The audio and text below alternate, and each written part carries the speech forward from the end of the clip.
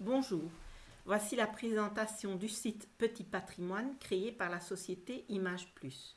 Pour cette présentation, je vais prendre l'exemple de la commune d'Aulne.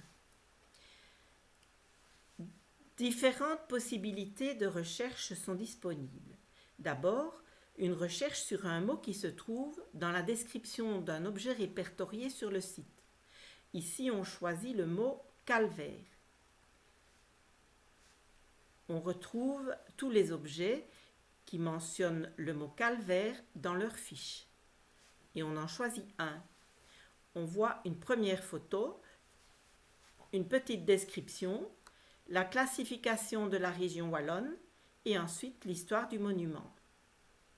On peut zoomer sur la carte de manière à voir l'emplacement exact de l'objet et ensuite cliquer sur la galerie photo.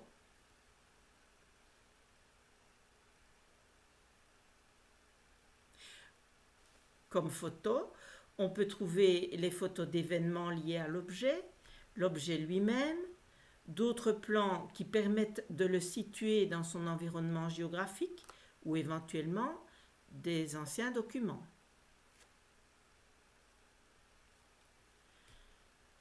Deuxième type de recherche, basé sur la carte. Si on clique sur carte, on retrouve tous les objets qui ont été répertoriés au niveau de la commune, en cliquant sur une des catégories comme point d'eau, ouverture, justice et liberté, patrimoine militaire, etc.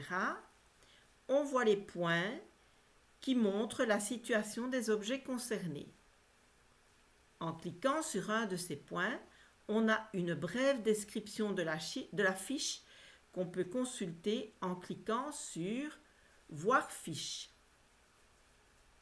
Ici, vous retrouvez le même schéma que pour le calvaire qu'on a déjà vu, avec également la possibilité de zoomer sur la carte et de voir les photos de la borne frontière entre Soiron et Aulne. Si on revient à la consultation, la troisième manière de consulter les objets consiste à donner l'adresse, c'est-à-dire le nom de la rue. Ici, village. À Aulne, il y a une rue qui s'appelle rue Village. Donc, tous les éléments du petit patrimoine de la rue Village vont apparaître. Ici en particulier, le linteau d'une porte avec une décoration et une date. Cette fois-ci, on va voir un lien qui est possible vers différents sites et ici en particulier, le lien vers une publication de la région wallonne. En cliquant sur le lien, on arrive sur la fiche de l'inventaire culturel immobilier. On revient et on passe à la possibilité suivante qui est la catégorie. La catégorie est définie par la WAP, anciennement DGO 4. Et ici, on choisit le patrimoine militaire. Et à l'intérieur du patrimoine militaire, les monuments aux morts. Donc ici, on retrouve notre calvaire, mais on va aller vers un autre monument qui concerne cette fois la guerre 40-45. C'est un monument qui commémore le décès du sergent Adams lors de l'atterrissage forcé de son avion dans nos prairies enneigées. Ici aussi, on a une sélection très intéressante de photos parce qu'on a des photos d'époque qui montrent que l'avion a atterri dans la neige et comment les Aulnois d'alors ont réagi à cet événement.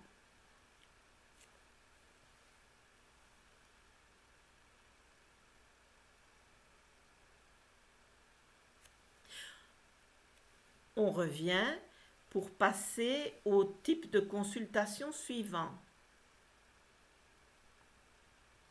La consultation par hameau. On peut subdiviser la commune en hameaux. Ici, une dizaine de hameaux. On regarde à Ancé et on trouve tous les objets du petit patrimoine qui se trouvent dans le hameau concerné. On choisit un des objets et on procède de nouveau à la même recherche. Après avoir vu les photos,